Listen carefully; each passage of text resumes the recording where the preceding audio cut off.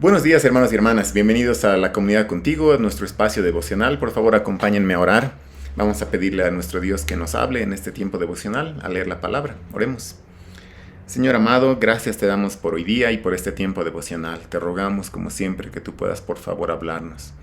Confiamos en que la Biblia es la palabra de Dios y que en las Escrituras escuchamos tu voz, Señor.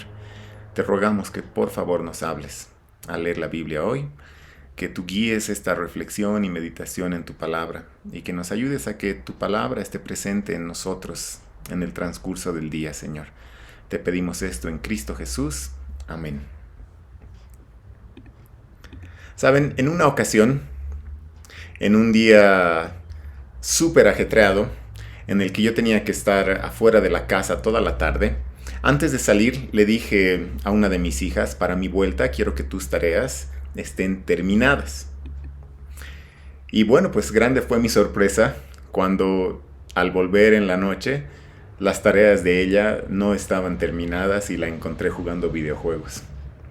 Obviamente me enojé con ella y tuve que darle una consecuencia.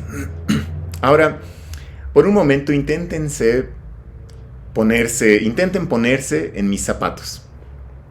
¿Qué hubieran hecho ustedes en esa situación?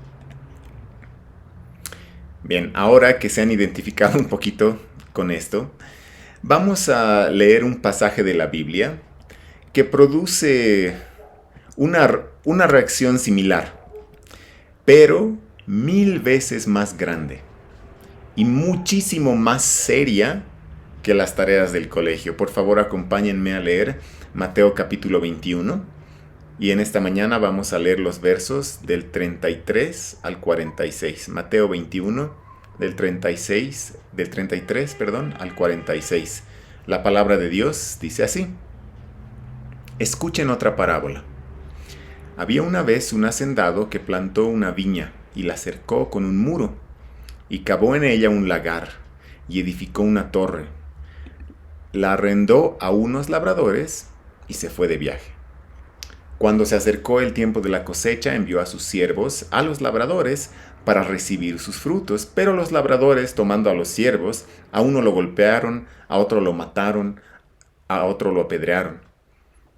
Volvió a mandar otro grupo de siervos, mayor que el primero, y les hicieron lo mismo. Finalmente les envió a su hijo, diciendo: respetarán a mi hijo. Pero cuando los labradores vieron al hijo, dijeron entre sí: este es el heredero. Vengan, matémoslo y apoderémonos de su heredad. Y echándole mano, lo arrojaron fuera de la viña y lo mataron. Cuando venga pues el dueño de la viña, ¿qué hará? ¿Qué hará a estos labradores?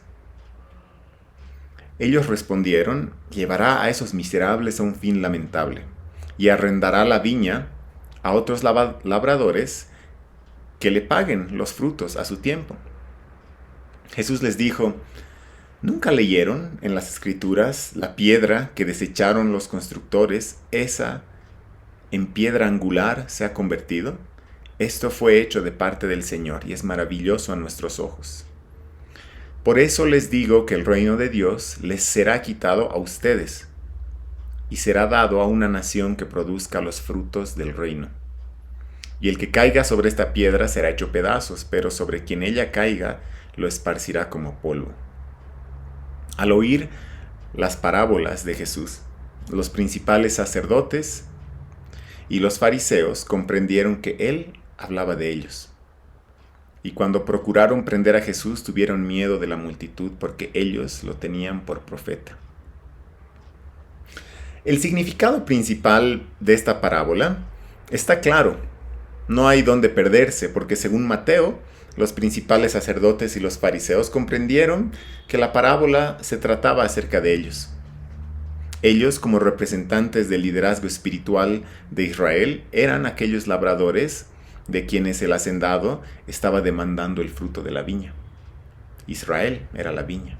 Y fue el liderazgo religioso de Israel que en el pasado había matado a los siervos enviados en varias ocasiones por Dios, el dueño de la viña. Ellos mataron a los profetas. Y es ese liderazgo religioso de Israel que ahora tenía al hijo del dueño de la viña a Jesús, al Mesías, frente a ellos y querían destruirlo, al igual que los labradores de la parábola. ¿Qué hará el dueño de la viña? ¿Qué hará Dios con estos labradores malvados? ¿Qué hará Dios con este liderazgo corrupto de Israel? Saben, al comenzar hoy les conté la historia de cuando mi hija no hizo sus tareas para mi regreso y tuve que darle una consecuencia. Sin embargo, ese pequeño incidente se queda verdaderamente corto comparado a la magnitud de lo que está ocurriendo en este pasaje, porque el liderazgo de Israel no actuó como un niño que no supo organizarse y que falló tal vez hasta sin querer, sino que ellos de manera consciente y rebelde se negaron a dar el fruto del reino que le pertenecía a Dios, el dueño de la viña. Aquellos sacerdotes y fariseos, líderes religiosos del pueblo, actuaban como si la viña les perteneciera a ellos, como dueños y señores de la viña. Ellos permitían un sistema de adoración en el que, como vimos en devocionales anteriores, los pobres y marginados quedaban excluidos o eran extorsionados por cambistas y comerciantes en el templo. Estos líderes religiosos corruptos reprendían incluso a los niños que aclamaban a Jesús como el Mesías.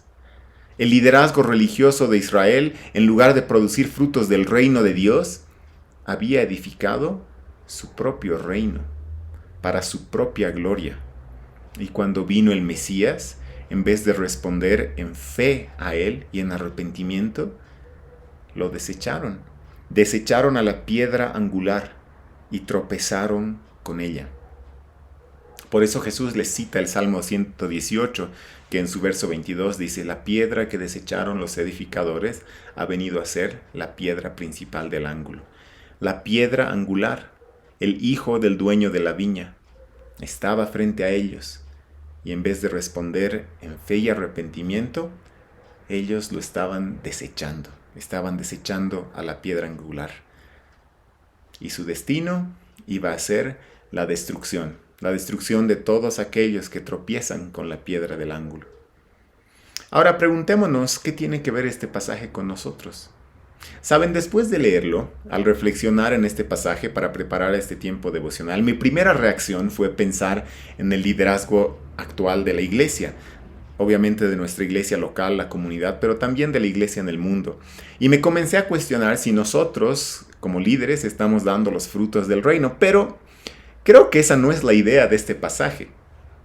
Es fácil ver al liderazgo espiritual de Israel y pensar que esta parábola habla de este de liderazgo espiritual, pero no está hablando solo a líderes espirituales. Fíjense lo que dice Jesús en el verso 43. Volvamos a leer por favor este versículo. Mateo 21:43 dice: por eso les digo que el reino de Dios les será quitado a ustedes, es decir, a estos sacerdotes, fariseos y líderes espirituales del pueblo. Y continúa Jesús y dice: y les será dado a una nación que produzca los frutos del reino. Para entender mejor este versículo, permítanme leerlo nuevamente, pero en otras dos traducciones de la Biblia. Primero en la Reina Valera del 60, que dice: por tanto os digo que el reino de Dios será quitado de vosotros y será dado a gente que produzca frutos de él. Ahora permítanme leer otra traducción de la Biblia textual, que dice: por esto os digo que el reino de Dios os será quitado y será dado a un pueblo que produzca los frutos de él. El reino de Dios le sería quitado a esta élite religiosa que en el pasado tenía la tarea de administrar la vida religiosa de Israel, y el reino le será dado a un pueblo, a gente que produzca frutos de él. ¿Entienden lo que está diciendo Jesús aquí? El reino le es quitado a estos líderes religiosos y le es dado no a un nuevo grupo de líderes, no, sino ¿a quién? A gente, a un pueblo. El reino se distribuye horizontalmente y no jerárquicamente. Este no es un pasaje que apunta solo a líderes religiosos, sino que es para todo el pueblo, toda la gente a la que le ha sido dado el reino. ¿Quién es este pueblo? ¿Quién es esta gente? Somos todos nosotros, la iglesia de Cristo. cada creyente. La palabra dice que Dios nos ha adquirido con la sangre de Cristo como un pueblo para sí. Un reino de sacerdotes, todos nosotros llamados a anunciar las virtudes de Dios, que nos llamó de tinieblas a su luz admirable. Entonces, ¿qué tiene que ver este pasaje con nosotros? Tiene mucho que ver, porque los que ahora trabajan en la viña del Señor ya no son personas de un grupo de líderes religiosos, sino los que trabajan en la viña ahora es todo el pueblo, de manera horizontal. Todos y cada uno de nosotros, los cristianos, tenemos la labor de trabajar en la viña del Señor. Nosotros somos el pueblo, la gente que produce frutos del reino. Entonces debemos preguntarnos, ¿cómo estamos trabajando en la viña del Señor, en pos de los frutos del reino? ¿Cómo estamos invirtiendo nuestro tiempo, vocación, recursos, habilidades, fuerzas para trabajar en la viña? ¿Estamos involucrados todos en esto? ¿O será que estamos esperando que lo hagan solo los líderes? Saben, me animó mucho ver el domingo pasado la feria de ministerios de la iglesia, donde se veía a todos, casi todos, había algunos ministerios que no estaban, pero casi todos los ministerios de la iglesia, con un montón de gente trabajando en cada ministerio. Y sé que este trabajo no era solo para la feria. Sé que estas personas no son personas que solo se han dedicado a armar una mesa en la feria, sino que son personas que estamos trabajando día a día, semana tras semana, buscando el fruto, trabajando en la viña del Señor. Y eso me anima mucho. Seamos animados por esto, porque todos somos el pueblo, todos somos la gente que ha llamado el Señor para producir los frutos del reino. Todos somos aquel reino de sacerdotes, no solo los líderes. El reino se ha distribuido horizontalmente, entonces trabajemos todos en la viña.